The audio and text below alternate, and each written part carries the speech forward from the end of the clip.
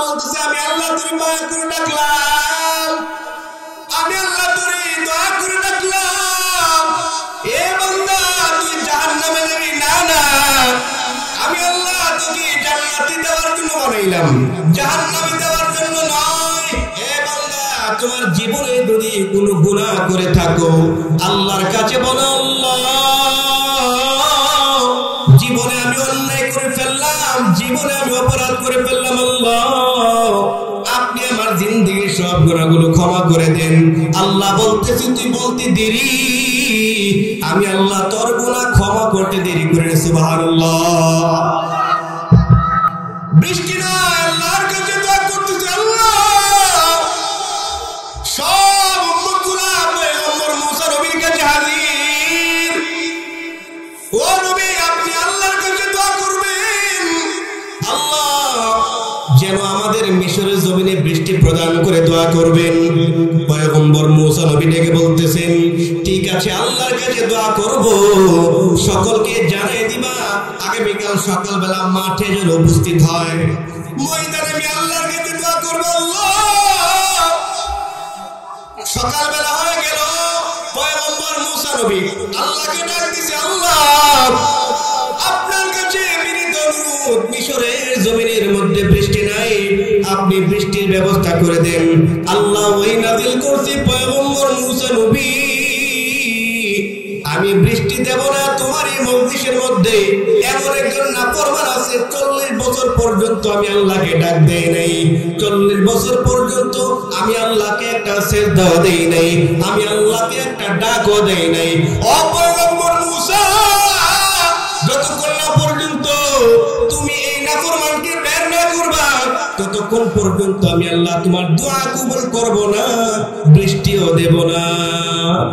পাকিস্তানের একজন ডক্টর নাম হচ্ছে ডক্টর সাঈদ, নাম কি? ডক্টর সাঈদ।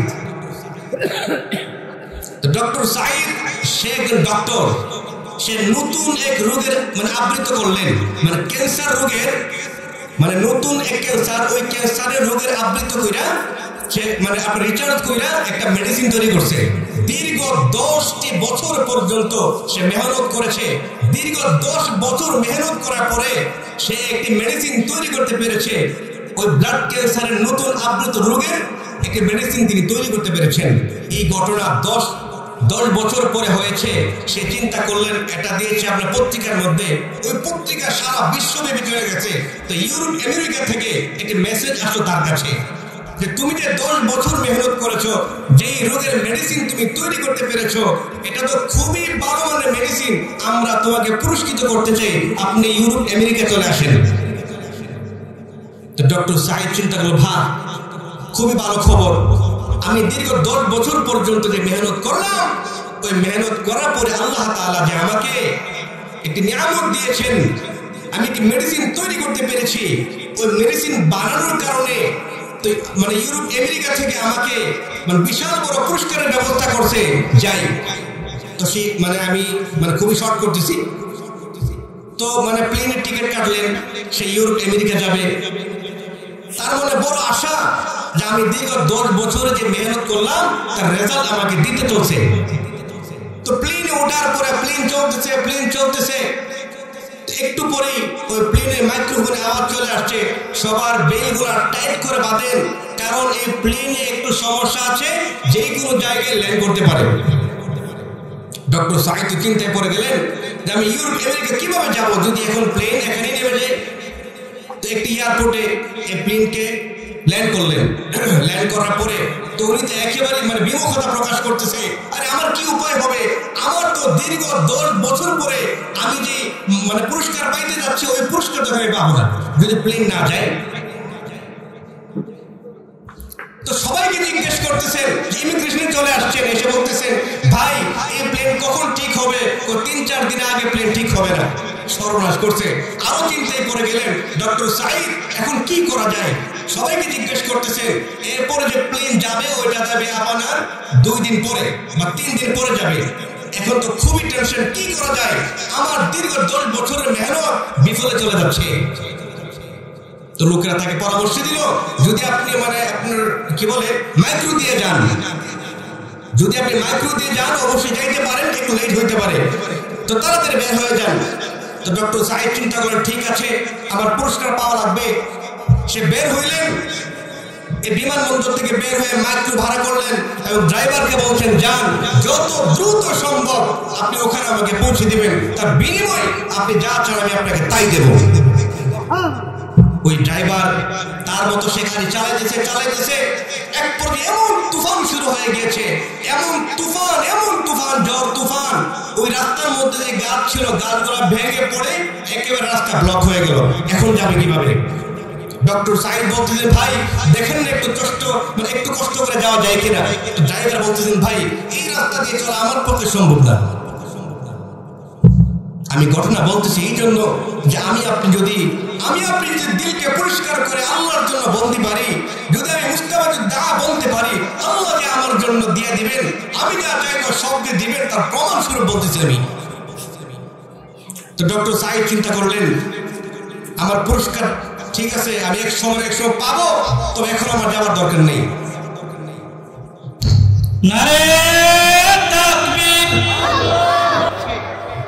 তো ডক্টর সাইদ সে চিন্তা করলেন আমার পুরস্কার পাওয়া যাবে, আমি পুরস্কার মিলবে, সমস্যা নাই, এখন আমার বাঁচা উচিত। সে চিন্তা করলেন একটি বাড়িতে উঠবে। তো বাড়িতে উঠলেন, একটি ঘরের সামনে গিয়ে নক করলেন, ভাই আমি তো বিপদে পড়ে গেছি, আপনি আমাকে একটু থাকার জন্য জায়গা দেন। গভীর রাত হয়ে গেল, তো থাকার জন্য জায়গা চাইলেন, তো জায়গা তাকে দেওয়া হয়েছে।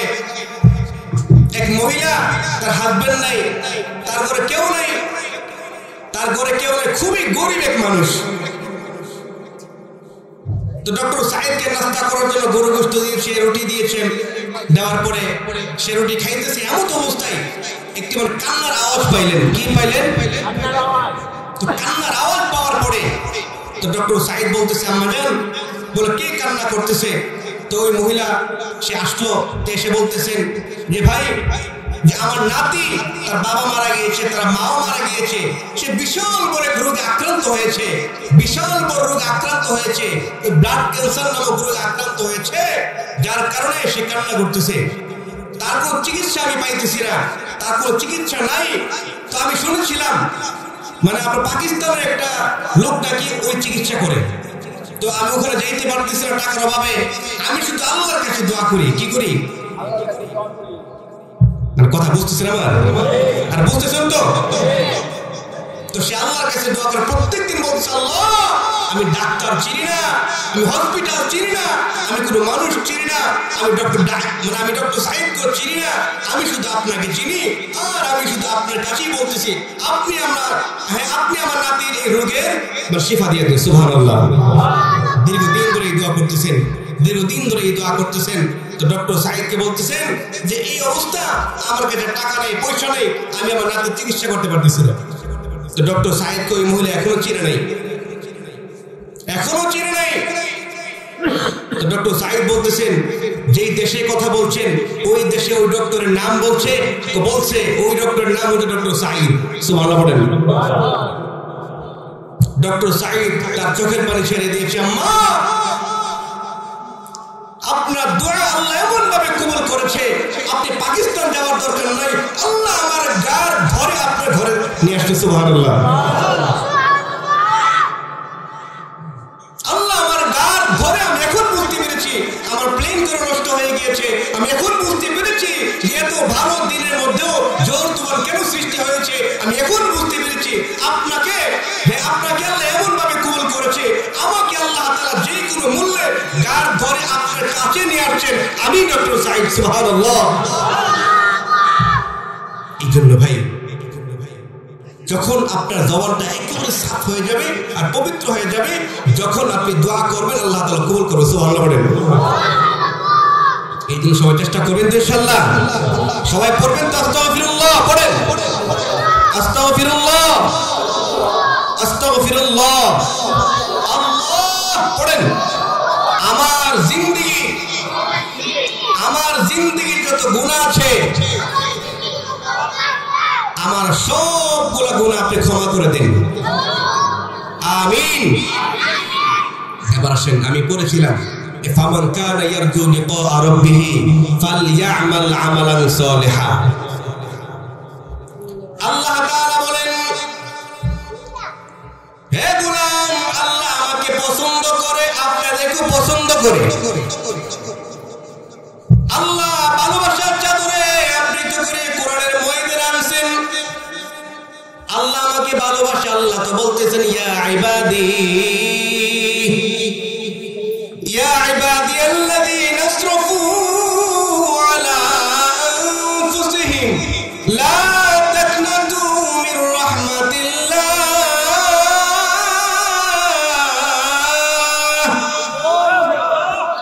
আল্লাহ বলতেছেন, আসমান বানাইলাম, জমিন বানাইলাম, চন্দ্র বানাইলাম, সূর্য বানাইলাম, আমি আল্লাহ তাআলা পুরা দুনিয়াকে সুন্দর করে বানায় দিলাম। ওরে বান্দা, দুনিয়া সুন্দর করে বানাইলাম সত্য, এ বান্দা তুই কান খুলে শুনে নে, আসমান বানায় আমার বলি নাই, জমিন বানায় আমার বলি নাই, চন্দ্র বানায় আমার বলি নাই, আসমান বানাইলাম আমার বলি নাই, জমিন বানায়ও আমার বলি নাই। বান্দা, এ বান্দা, শুধু আমি আল্লাহ তোমাদেরকে আমার বলে সম্বোধন করলাম। সুবহানাল্লাহ।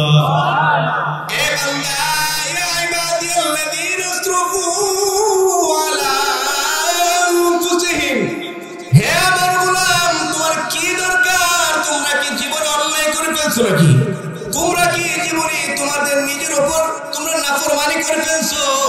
আসো, আমি আল্লাহর কুদরতি পায়ে চলে আসো। এ বান্দা, যখন তুমি গুনাহ করার পরে আল্লাহকে আল্লাহ বলে ডাক দিবা, আল্লাহ তাআলা সাথে সাথে তোমার গুনাহগুলো ক্ষমা করে দিবে। সুবহানাল্লাহ। আল্লাহ বলতে, গোলাম, আমি আল্লাহর মায়া বেশি, দুনিয়ার কোন মানুষের এত মায়া নাই। আমি আল্লাহর যত মায়া, দুনিয়ার মানুষের এত মায়া আছে নাকি? আল্লাহ বলে, আমার 100 ভাগের 1 ভাগের মায়া যদি এক পাল্লায় দেওয়া হয়, দুনিয়ার যত মা আছে, দুনিয়ার যত বাবা আছে, ভাই আছে, বোন আছে, যতগুলা মানুষ আছে পৃথিবীর মধ্যে, সব মানুষের মায়া, মহব্বত, ভালোবাসা যদি এক পাল্লায় দেওয়া হয়, আল্লাহর মায়ার 100 ভাগের 1 ভাগ যদি এক পাল্লায় দেওয়া হয়, আল্লাহর 1 ভাগের মায়া বড় হয়ে যাবে। সুবহানাল্লাহ। আল্লাহ বলতেছে, আমি আল্লাহ তোর মায়া করে ডাকলাম, আমি আল্লাহ তোর দয়া করে ডাকলাম। এ বান্দা, তুই জাহান্নামে যাবি না, না, আমি আল্লাহ তোকে জান্নাতে দেওয়ার জন্য বানাইলাম, জাহান্নামে দেওয়ার জন্য নয়। এ বান্দা, তোমার জীবনে যদি কোনো গুনাহ করে থাকো, আল্লাহর কাছে বলো, আল্লাহ, জীবনে আমি অন্যায় করে ফেললাম, জীবনে আমি অপরাধ করে ফেললাম, আল্লাহ আপনি আমার জিন্দেগির সব গুনাহগুলো ক্ষমা করে দেন। আল্লাহ বলতেছি, তুই বলতে দেরি, আমি আল্লাহ তোর গুনাহ ক্ষমা করতে দেরি করে। সুবহানাল্লাহ। কি আল্লাহ কি মানে আপনার গুনাহ ক্ষমা করবে না? একটা एग्जांपल দেব। পয়গম্বর মুসা নবীর জামানায় বৃষ্টি না, আল্লাহর কাছে দোয়া করতেছে, আল্লাহ সব উম্মতগুলো পয়গম্বর মুসা নবীর কাছে হাজির। ও নবী, আপনি আল্লাহর কাছে দোয়া করবেন, আল্লাহ যেন আমাদের মিশরের জমিনে বৃষ্টি প্রদান করে দোয়া করবেন। পয়গম্বর মুসা নবী ডেকে বলতেছেন, ঠিক আছে, আল্লাহর কাছে দোয়া করব, সকলকে জানিয়ে দিবা আগামীকাল সকালবেলা মাঠে যেন উপস্থিত হয়। ময়দানে আমি আল্লাহর কাছে দোয়া করব। আল্লাহ, সকালবেলা হয়ে গেল, পয়গম্বর মুসা নবী আল্লাহকে ডাক দিছে, আল্লাহ আপনার কাছে বিনীত অনুরোধ, মিশরের জমিনের মধ্যে বৃষ্টি নাই, আপনি বৃষ্টির ব্যবস্থা করে দেন। আল্লাহ ওই নাযিল করছে, পয়গম্বর মুসা নবী, আমি বৃষ্টি দেব না, তোমার এই মজলিসের মধ্যে এমন একজন নাফরমান আছে 40 বছর পর্যন্ত আমি আল্লাহকে ডাক দেই নাই, 40 বছর পর্যন্ত আমি আল্লাহকে একটা সিজদাও দেই নাই, আমি আল্লাহকে একটা ডাকও দেই নাই। ও পয়গম্বর মুসা, যতক্ষণ না পর্যন্ত তুমি এই নাফরমানকে বের না করবা, ততক্ষণ পর্যন্ত আমি আল্লাহ তোমার দোয়া কবুল করব না, বৃষ্টিও দেব না। মুসা নবীর বড় রাগ ছিল, অনেক রাগ ছিল। সে ময়দানে ঘোষণা করে দিছে, 40 বছরের নাফরমান কই? ময়দান থেকে বের হ, আল্লাহ বলছে তোর কারণে বৃষ্টি দেবে না, ময়দান থেকে বের হয়ে যাও। এই এলান করার পরে ওই 40 বছর নাফরমান তো বুঝে ফেলছে আমি তো নাফরমান, ঠিক কিনা? ওই 40 বছর নাফরমান আল্লাহকে ডাক দিছে, আল্লাহ গো, ও আল্লাহ, আমি যে 40 বছর ধরে নাফরমানি করলাম, দুনিয়ার কোন মানুষ জানে না, দুনিয়ার কোন বাবা জানে না, আমার মা যদি জানতো আমি 40 বছর ধরে নাফরমানি করতেছি, আমার বাবা যদি জানতো আমি 40 বছর ধরে অন্যায় করলাম, আমার মা পর্যন্ত আমাকে সন্তান বলে স্বীকার করতো না, আমার বাবা পর্যন্ত সন্তান বলে স্বীকার করতো না, ও আল্লাহ, আপনি জানার পরেও তো আমাকে ধ্বংস করে দেন নাই, আমার আন্দাজ হয়ে গেছে আপনার ভিতরে ক্ষমার কোনো অভাব নেই। 40 বছর নাফরমান আল্লাহকে ডাকতেছে, আল্লাহ, দুনিয়ার কোন মানুষ জানে না আমি 40 বছর নাফরমান, দুনিয়ার কেউ জানে না, একমাত্র আপনি জানেন। আপনি জানার পর আমার খানা বন্ধ করেন নাই, আমার ঘুম বন্ধ করেন নাই, আমাকে ধ্বংস করে দেন নাই, আমার আন্দাজ হয়ে গেছে আপনার ভিতরে ক্ষমা বেশি। সে বলতেছে, আল্লাহ, আমি নাফরমান, আমি মানলাম আমি 40 বছর ধরে অন্যায় করতেছি, আয় আল্লাহ, 40 বছর নাফরমান। সে বলতেছে, আল্লাহ, এই মজলিসের মধ্যে যদি আমি আপনার জন্য কান্না করে, গুনাহ ক্ষমার জন্য কান্না করি, সকলে জেনে যাবে আমি তো 40 বছর নাফরমান, ঠিক কিনা? আর যদি আমি ময়দান থেকে উঠে যাই, সকল মানুষ জেনে যাবে আমি তো নাফরমান, যার কারণে বের হয়ে গেলাম। ও আল্লাহ, কি করব? দিল থেকে বলতেছি, আল্লাহ, আজকের পর থেকে আর কোনোদিন গুনাহ করব না, আমি তওবা করলাম, আপনি আমার তওবা কবুল করলেন। আল্লাহ সাথে সাথে বৃষ্টি দিয়ে দিলেন। সুবহানাল্লাহ বলেন। মুসা নবী ডাক দিয়েছে, আল্লাহ, বৃষ্টি দিলেন কেন? দেখলাম তো নাফরমান তো মজলিস থেকে বের হয় নাই, আপনি কেন বৃষ্টি দিয়ে দিলেন জানতে চাই। আল্লাহ তাআলা জানায় দেন, মুসা, ওরে মুসা,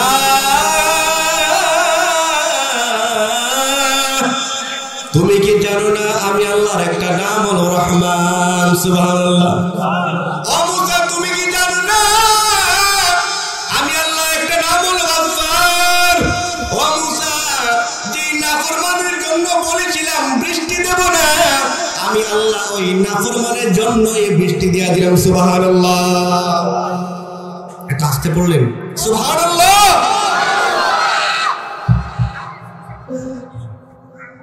তো আল্লাহ গুনাহ ক্ষমা করছেনি? আর কথা বলে না, করছে কিনা? 40 বছর পর্যন্ত সে নাফরমান ছিল, সে আল্লাহকে একটা ডাকও দেয় নাই। আল্লাহ 40 বছরের নাফরমানকে মাফ করে দিয়েছে, আমাকে আপনাকে মাফ করবে না? আর করবে কিনা? আর পড়েন না, আস্তাগফিরুল্লাহ, আস্তাগফিরুল্লাহ। আল্লাহ, আপনি আমার জিন্দেগির সব গুনাহ মাফ করে দিন, আমিন। কঠিন পরিস্থিতিতে যখন আমি পড়বো, আমার 2 চোখের পানি যখন ফেলে আল্লাহর কাছে বলবো, আল্লাহ তাআলা আমার আপনার জিন্দেগির সব গুনাহ ক্ষমা করে দেবে। সুবহানাল্লাহ। আল্লাহ আমাদেরকে মুহাব্বত করেন, ভালোবাসেন, মায়া করেন, কি বিশ্বাস হয় না? আরে আমি আপনি যখন মায়ের গর্ভে ছিলাম, দুনিয়ার কোন মানুষের ক্ষমতা ছিল, দুনিয়ার কোন মানুষের ক্ষমতা ছিল মায়ের গর্ভে ভাত দেওয়া বা খানা দেওয়া? তো কে দিয়েছে? আর কথা বলেন না, কে দিয়েছে? ওই আল্লাহর ক্ষমতা। বলে আল্লাহ কেন দিয়েছেন? কেন দিয়েছেন? বলে আল্লাহ আমাকে আপনাকে মহব্বত করেন, কি করেন? আমাকে আপনাকে ভালোবাসেন, আমাকে আপনাকে মায়া করেন। জাহান্নামে দেওয়ার জন্য বানায় নাই, জাহান্নামে দেওয়ার জন্য আল্লাহ বানান নাই, জান্নাতে দেওয়ার জন্যই বানিয়েছেন। যার কারণে আল্লাহর কাছে যখন আমি একটু তওবা করব, গুনাহ ক্ষমা চাইবো, আল্লাহ মাফ করবে কিনা? ও শয়তান চ্যালেঞ্জ করছে আল্লাহর সাথে, আমি আপনার বান্দাকে সিজদা করব না।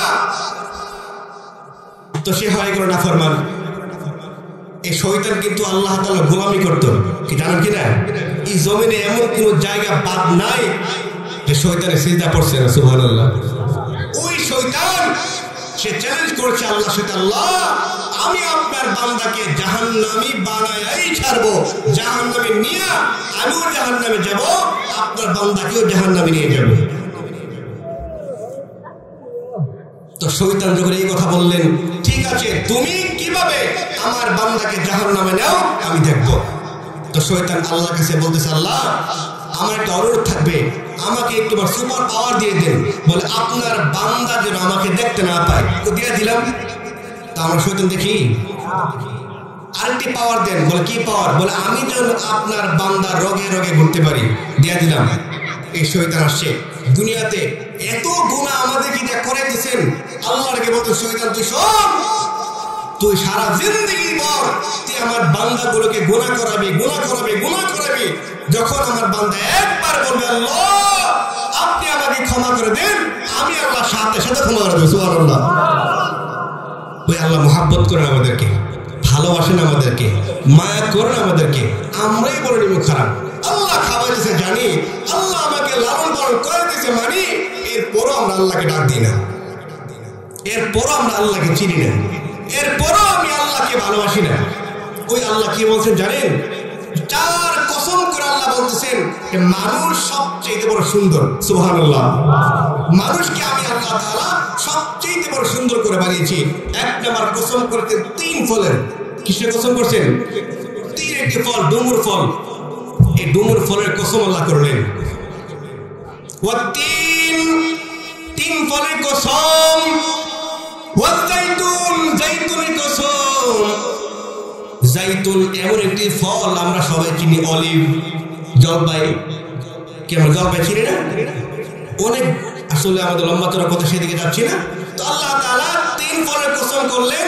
ওই জাইতুনের কসম মানে আল্লাহ করলেন, ওয়াতুর সিনিন, ওই তুর পাহাড়ের কসম করলেন, যেই পাহাড়ে মূসা আলাইহিস সালাতু ওয়াস সালাম মহান আল্লাহ তাআলার সাথে কথা বলতেন। এরপরে বলতেছেন ওয়াহাদাল বালাদিল আমিন, ওই নগরের কসম, ওই শহরের কসম যেই শহরে আমার আপনার নবী দুনিয়াতে আসছেন। এই মানে চারটা কসম করে আল্লাহ বলতেছেন যে লাকাদ খালাকনাল ইনসানা ফি আহসানি তাকওয়িম। সুবহানাল্লাহ পড়েন। চারটা কসম করে আল্লাহ তাআলা আমার আপনার সৌন্দর্যের প্রশংসা করতেছেন। আর আমাকে আপনাকে আল্লাহ ভালোবাসেন বিদায়, সেই জন্য আল্লাহ পছন্দ করেন, সেই জন্য আল্লাহ আমাদেরকে আপনাকে মহব্বত করেন। তা আমরা কত বড় খারাপ হয়ে গেলাম। আল্লাহর খাই, আল্লাহর পড়ি, আল্লাহর জমিনে ঘুমাই, আর আল্লাহর জমিনে বিচরণ করি, ওই মানে ওই আল্লাহকে আমরা ডাকি না, নাফরমান হয়ে গেলাম।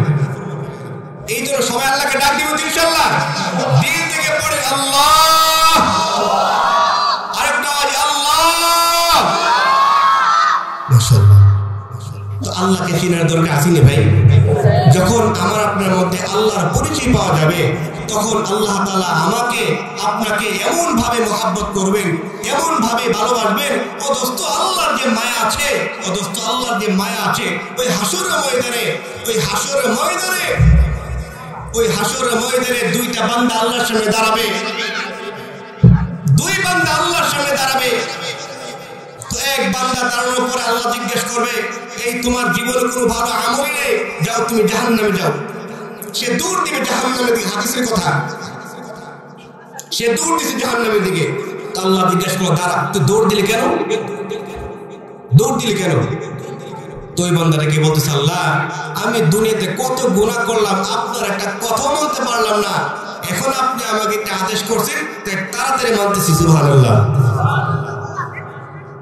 তো আল্লাহ তাআলা বলতেছে যে আমি তোরা মাফ করে দিলাম। সুবহানাল্লাহ। আরেক বান্দা, তাকে আল্লাহ জিজ্ঞেস করছে, তোমার জীবনে কোনো আমল নাই, যাও তুমিও জাহান্নামে যাও। সে আস্তে আস্তে যাইতেছে আর পিছনের দিকে তাকাইতেছে, সে আস্তে আস্তে যাইতেছে আর পিছনের দিকে কি করে তো তাকাইতেছে। আল্লাহ জিজ্ঞাসা করতে, তুই আস্তে আস্তে যাইতেছো আর পিছন দিকে তাকাইতেছো, কারণ কি? আল্লাহ আমি জানি, আমি নবীর মুখে শুনেছিলাম আপনার নাকি অনেক মায়া, দেখি আপনার একটু মায়া লাগে কিনা। সুবহানাল্লাহ। আল্লাহ বলছে, যা তুই জান্নাতে যা। সুবহানাল্লাহ। তা আল্লাহর মায়া আসেনি? আরে মায়া আসেনি? আরেক বান্দা, সে আল্লাহ তাআলা তার জিন্দেগিতে যত আমল করছে সবগুলো মানে টেস্ট করছেন, চেক করছেন যে তার কতগুলো আমল হয়েছে, যে 100 আমল হইলে সে জান্নাতে যাবে। তো তার খবর নিয়ে দেখে তার আমল মাত্র আপনার 99টা, কয়টা? 99টা আমল করছে মাত্র, আর মাত্র একটির অভাব। ওই অভাব যদি সে মানে ক্লিয়ার করতে পারে তাহলে মহান আল্লাহ তাকে জান্নাত দিয়ে দিবে। এই বান্দাটাকে বলতে আল্লাহ একটি মাত্র একটির অভাব, আপনার কাছে বিনীত অনুরোধ, আল্লাহ আপনি আমাকে একটু সুযোগ দেন, আমি হাসর ময়দান থেকে একটি আমলের ব্যবস্থা করব, নেকের ব্যবস্থা করব। ওই বান্দা হাসর ময়দানে ঘুরতেছেন, ঘুরতে ঘুরতে তাকে দেখে তার মার কাছে গিয়া বলতেছে, মা দুনিয়াতে তুমি আমাকে মহাব্বত করছো, 10 মাস 10 দিন গর্ভে ধারণ করছো, কষ্ট করছো, ও মা কত কষ্ট না করছো, নিজে না খাইয়া আমার খানার ব্যবস্থা করছো, ও মা নিজে না পরে আমাকে পড়ার ব্যবস্থা করেছো। আপনার কাছে বিনীত অনুরোধ, আল্লাহ তাআলা আমার 99টা নেক পেয়েছে, একটি নেকের অভাব, ও মা একটি নেক দিয়ে যদি আমাকে সাহায্য করে দেও, আল্লাহ আমাকে জান্নাতের ভিতরে দিয়া দেবে। মা ডাকে বলতেছে, মা ডাকো কেন, তুমি তো আমার সন্তানই ছিলে না, নাউযুবিল্লাহ। ওই হাসর ময়দানে মা বলতেছে, আমার তো দুনিয়ায় বিয়াই হয়নি। বলে তুমি আবার কোথা থেকে হইলা? অপারগ হইয়া বাবার কাছে গেলেন, বাবা ও বাবা দুনিয়াতে কম কষ্ট করো নাই আমার জন্য, বাজারে গেলে খালি হাতে ফিরো নাই, আমার জন্য মজা নিয়ে আসছো, কোনো কিছু না নিয়ে তুমি বাড়ি ফিরো নাই। ও বাবা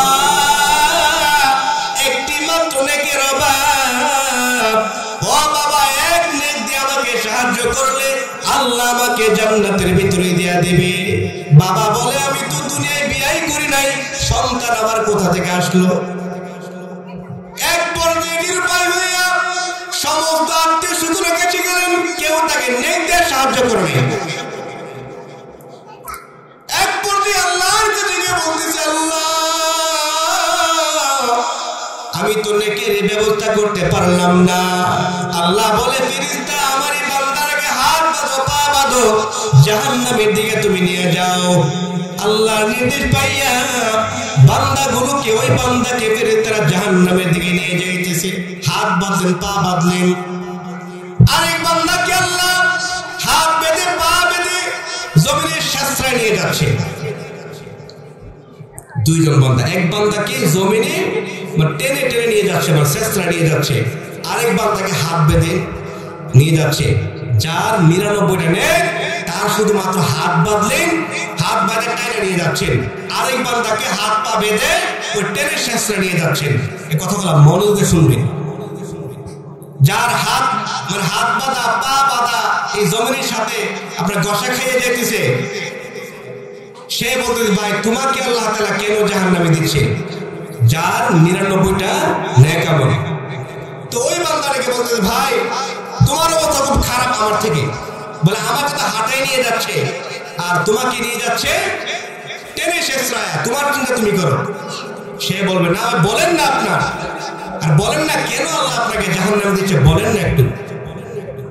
এই বান্দাটাকে বলতেছে, আমার 99টা নেক, 99টা নেক হয়েছে, একটি নেকের অভাব, যার কারণে আল্লাহ আমাকে জাহান্নামে দিয়ে দিচ্ছে।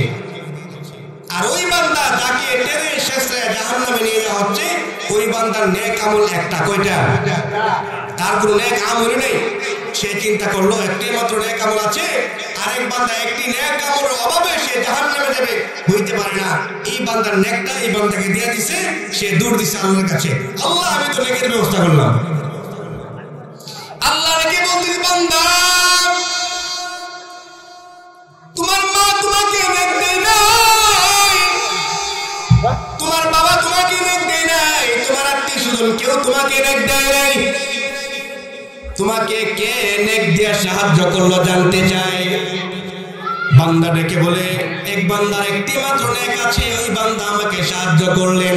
আল্লাহ ডেকে বল, বান্দা ও ফেরেশতারা, যেই বান্দা এক নেক দিয়ে সাহায্য করলো, ওই বান্দাকে আমার সামনে নিয়ে আসো। ওই বান্দাকে সামনে নিয়ে আসলেন। আল্লাহ জিজ্ঞাসা করতেছেন, বান্দা তুমি কেন তাকে একটি নেক দিয়ে সাহায্য করলা? এই বান্দা দেখে বলতেছে, আল্লাহ গো, দুনিয়াতে আমার সম্পদ অভাব ছিল না, দুনিয়াতে ক্ষমতার কোনো অভাব ছিল না, গাড়ি ছিল, টাকা ছিল, পয়সা ছিল, আমি কাউকে টাকা পয়সা দিয়ে সাহায্য করি নাই। ও আল্লাহ, এই বান্দা 99টা নেক বানাইলো, একটি নেকের অভাবে বান্দা জাহান্নামে যাবে। আমি বান্দার বড় মায়া লাগছে, যার জন্য আমি ওই বান্দাকে নেক দিয়ে সাহায্য করলাম। আল্লাহ দেখে বলতেছে, গোলাম, আমি আল্লাহর মায়া বেশি, আমি আল্লাহর মায়ের চাদরে তুমি চলে আসো। সুবহানাল্লাহ। আমি আল্লাহর মায়ের চাদরে চলে আসো, তোমরা দুইজনে জান্নাতে চলে যাও। সুবহানাল্লাহ। আল্লাহ তাআলা ফাঁক বিচারে, একটু স্পেস খোঁজে যে দেখি আমার বান্দাকে জান্নাতে দেওয়া যায় কিনা, দেখি আমার বান্দাকে জান্নাতে দেওয়া যায় কিনা। ওই মায়া করে আল্লাহ তাআলা আমাদেরকে এখনো পর্যন্ত জীবিত রাখছেন, বাঁচায় রাখছেন। এখনো সুযোগ আল্লাহর কাছে তওবা করার, এখনই সুযোগ আপনি আল্লাহর কাছে তওবা করবেন আর গুনার জন্য ক্ষমা চেয়ে নেবেন। আল্লাহর মাফ দেওয়ার জন্য আল্লাহ তাআলা ওই সপ্তম আকাশের মধ্যে চলে আসে। আমার বান্দা কখন চাইবে তার জীবনে গুনাহের জন্য মাফ চাইবে, আমি আল্লাহ তাকে মাফ করে দেব। সুবহানাল্লাহ। আমার বান্দা চাই না কেন আমার কাছে গুনাহ ক্ষমা চাই না কেন? মাল্লাম ইয়াসআলিল্লাহ ইয়াগফির আলাইহি। নবী বলতেছেন, যে বান্দা আমি আল্লাহর কাছে গুনাহ ক্ষমা চাই না, আমি আল্লাহ রাগান্বিত হই। এ বান্দা তুমি জহুর করো নাই, ফেরেশতারা বলে, আল্লাহ আমি আপনার বান্দার নামে কি গুনাহ লিখব নাকি? আল্লাহ বলতেছে, না না, গুনাহ লিখবি না। ফজর পড়ে নাই, আল্লাহ বলতেছে গুনাহ লিখবি না। আমি আল্লাহ রাগান্বিত নই, আমি আল্লাহ বেজার নই। এ বান্দা তুমি জহুর পড়ো নাই, আমি আল্লাহ রাগান্বিত নই। এ বান্দা তুমি আসর পড়ো নাই, ফেরেশতারা বলে, আল্লাহ বান্দা তো আসর পড়ে নাই, বলেন আমি কি গুনাহ লিখব নাকি? আল্লাহ বলে, সাবধান, আমার বান্দার নামে গুনাহ লিখবে না। দেখো মাগরিবে ক্ষমা চাইবে, মাগরিবের সময় মুয়াজ্জিন ডাক দেয়, আল্লাহু আকবার ধ্বনি দেয়, আপনি আসলেন না। আল্লাহ বলে, আমি এখনো রাগান্বিত নই। ফেরেশতারা বলতেছেন, আল্লাহ মাগরিব আসে নাই, এশারও আসে নাই, গুনাহ লিখব নাকি? আল্লাহ দেখো না, আমার বান্দাগুলোকে আমি আল্লাহ বড় মহব্বত করি। সুবহানাল্লাহ। গুনাহ লিখবা না, গুনাহ লিখবা না। এশার পড়ো নাই, ফজর পড়ো নাই, যোহর পড়ো নাই, আসর পড়ো নাই, মাগরিব পড়ো নাই, এশার পড়ো নাই। আল্লাহ বলতেছে, দেখি আমার বান্দা এর পরেও আমার কাছে গুনাহ ক্ষমা চায় কিনা। যদি বান্দা গুনাহ চায়, আমি আল্লাহ গুনাহ ক্ষমা করে দেব। সুবহানাল্লাহ। আল্লাহ মায়া করেন, এই মায়া করে ডেকে বলছে, ইয়া ইবাদি, হে আমার বান্দা, ইয়া ইবাদি আল্লাযীনা আসরাফু আলা আনফুসিহিম লা তাকনাতু মির রাহমাতিল্লাহ। হে আমার বান্দা, হে আমার মুহাব্বতের বান্দা, তোমাদের জীবনে কি গুনাহ হয়ে গিয়েছে? লা তাকনাতু মির রাহমাতিল্লাহ, আমি আল্লাহ রহমতের মধ্যে চলে আসো, আমি আল্লাহ তোমার গুনাহগুলো ক্ষমা করে দেব। সুবহানাল্লাহ। কি আমরা কি গুনাহ করছি না মনে হয়? আর বলেন না, গুনাহ করছি আমরা, তো ক্ষমা চাওয়ার দরকার আছে নি? তো আজকে সকলে তওবা করবেন তো ইনশাআল্লাহ? দোয়ার মধ্যে মানে সবাই তওবা করবেন তো? আল্লাহ তাআলা আমাদের সবাইকে আল্লাহর মুহাব্বতের বান্দা হিসেবে কবুল করুন। সকলে বলে আমিন। আল্লাহ কত মায়া করেন, একটু চিন্তা করে দেখেন। আমি নাফরমানি করি, এরপরও আল্লাহ আমার খানার ব্যবস্থা করতেছে। আমি নামাজ পড়ি না, এরপরও আল্লাহ আমার রিজিকের ব্যবস্থা করতেছেন। আমি কিছুই করি না, আমি নাফরমানি করি, এরপরও আল্লাহ আমার খানার ব্যবস্থা করতেছেন। কি পরিমাণ মায়া আর মুহাব্বত থাকলে এটা সম্ভব বলেন? আল্লাহ চায় আমরা জাহান্নামে না যাই। আল্লাহ চায় আমি আপনি জাহান্নামে না যাই, আমি আপনি জাহান্নামে না যাই। আল্লাহ এটাই চাই। যার দরুন আল্লাহ বলতেছে, আসো, আমি আল্লাহ রহমতের মধ্যে চলে আসো, আমি আল্লাহ তোমার জিন্দেগির সব গুনাহ মাফ করে দেব। তো সবাই চেষ্টা করবেন তো ইনশাআল্লাহ? এবার আসেন যে 5 ওয়াক্ত নামাজ কে কে পড়বেন? আমার বলেন শেষ। এবার বলেন 5 ওয়াক্ত নামাজ কে কে পড়বে? হাতটা তুলেন। অনেকে পড়তো নাকি? সবাই হাত তুলেন, আল্লাহ ডাকেন, আল্লাহ। আজকের পর থেকে আর কোনদিন 5 ওয়াক্ত নামাজ আমি ছাড়ব না। আল্লাহ, আমি তওবা করলাম, আপনি আমাকে মাফ করে দেন, আমিন।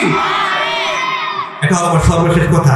আমি যে আলোচনা করেছি আসলে টোটাফাটা আলোচনা। আমি ছোট মানুষ, আমি আপনার এলাকারই সন্তান, আমার বাড়ি চরবুশিপুরে।